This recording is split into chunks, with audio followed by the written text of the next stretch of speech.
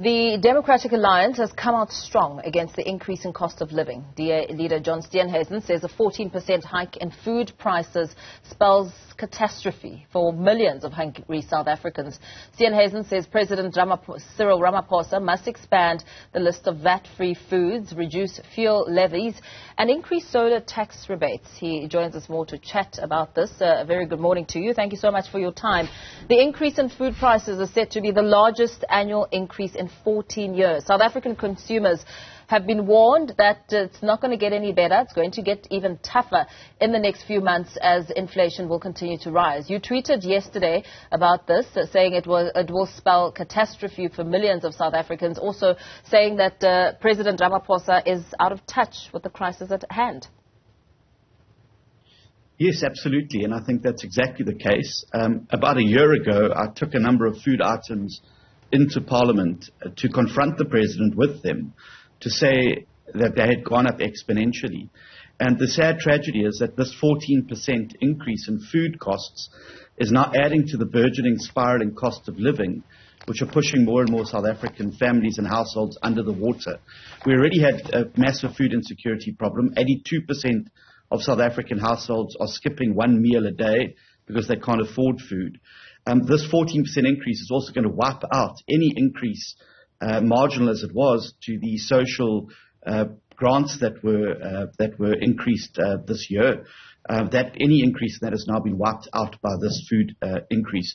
So it's very important that the government stops dithering and starts doing something before we have a massive starvation problem on our hands, which is also then going to cause greater suffering and put a burden on health systems, our schooling outcomes and the like.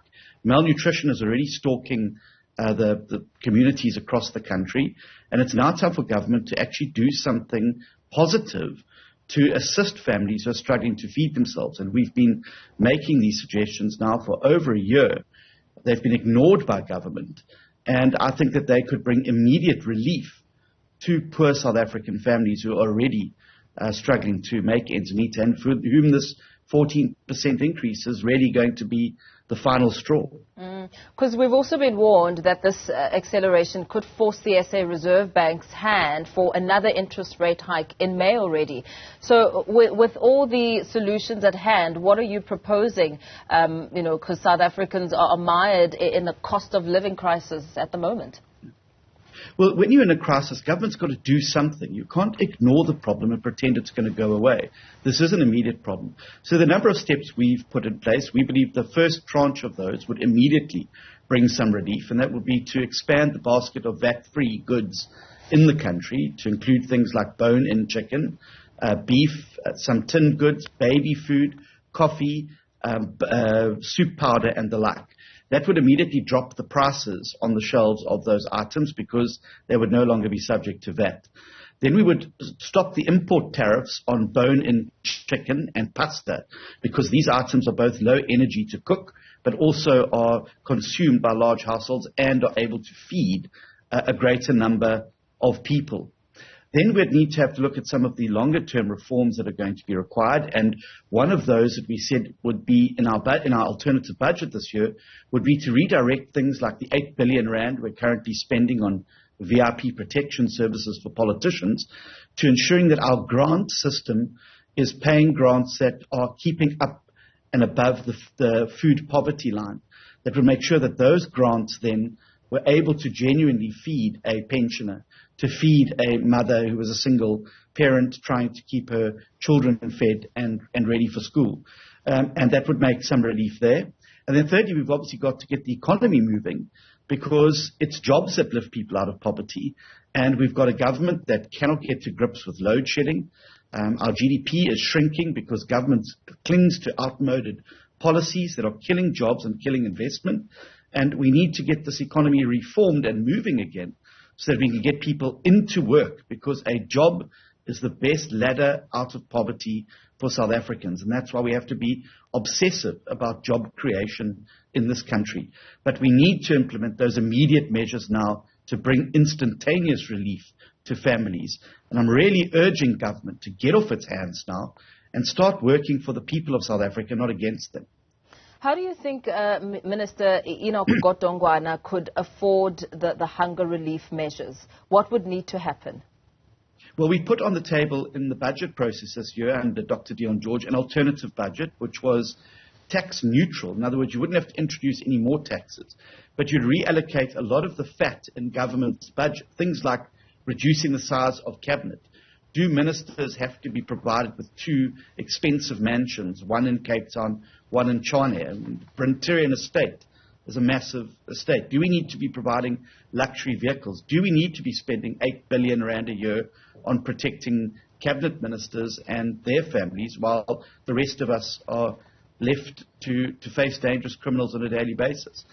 These are the areas where we could cut the fat, getting rid of these cumbersome state-owned entities on which most South Africans would never be able to fly, things like South African Airways, and redirecting that money towards areas of the economy that are going to bring immediate relief, but also to invest in our future.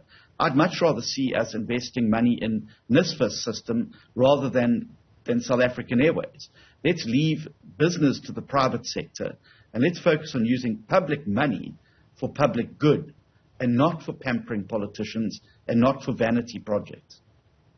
At the same time, workers are again expected to pay more for services that are not delivered amid the power outages and water scarcity. As you and I speak, Mr. Steenhuisen, the Tshwane municipality could be in danger of being placed under administration after the council failed to pass its adjustment budget on Friday. Under your watch, residents of Tshwane are bearing the brunt of the deterioration of service delivery. Absolutely, and that's why we call on the ANC and those other parties that are playing partisan politics and putting the future of Tshwane's residents at risk to stop the games and to stop breaking the quorum. Let's get a budget passed there. It's not the politicians who are going to suffer as a result of that. It's going to be the people of Tshwane. And surely, as political parties that have constituencies there, we should be looking at ways to put the interests of the people above the petty partisan politics. That city needs a budget. We will resist it being placed under administration because essentially the ANC are engineering this administration so that they can do what they've not been able to do through the ballot box and take control of that municipality. We've resisted that before and were successful in court against Mr. Maile.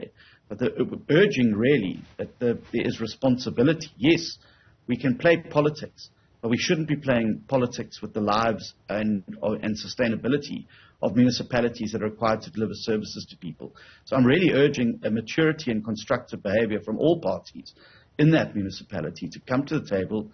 Let's pass a budget that we can all agree on, and let's focus on putting the people first and not the political parties. In passing a budget that you can all agree on, the provincial government had already granted 2 extensions for the Tshwane Council to pass this adjustments budget. Yesterday, as I was speaking to the EFF in Tshwane, they argued that the budget only benefits a select few with very little consideration on the poor. Is there leeway around that? Do you see some of those problems that are being put out?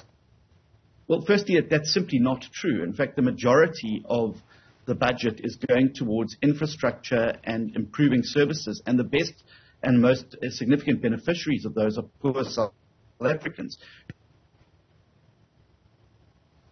who can't afford to go and put solar panels at schools, who have to rely on the local municipal policing authorities to keep them safe because they can't afford safety and security. So in fact, that budget, I would argue, is far more pro-poor than any other budget that the ANC's ever put on the table, or the EFF for that matter. So it is a very infrastructure-focused budget on dealing with service delivery backlogs that are hampering Tshwane from advancing forward. And Mayor Cilliers Brink has been very, very open and upfront about where the priorities of this Tshwane government must exist. And that is on investing in infrastructure, because it is only through infrastructure improvement that you're going to attract investment back into the municipality. You're going to ensure there's a higher degree of service delivery and that we can lift people from poverty into jobs. So again, I think that we must look past the petty politicking and focus on what are the needs of Tshwane. And surely we can agree that getting a budget passed is a fundamentally important role for any council, and it shouldn't be an obligation only on on the governing party in that municipality. It should be something that all parties are involved in doing, because they've received votes from citizens in Tshwane, and they need to make sure that that service delivery does not grind to a halt there, and that the province is not placed under administration. Billions of rands were lost the last time Tshwane got under administration, and that's what the municipality is significantly trying to recover from now. I think another spell under administration, particularly with the predatory provincial government there, would spell disaster for the citizens of Tshwane, and the biggest losers, again, would be the poor residents of that city. Very well. Thank you so much for your time. Let's perhaps leave it there for now. DA Leader John Steenhuisen speaking to us there about some of the Tshwane politics and also the reaction to the 14% food hike.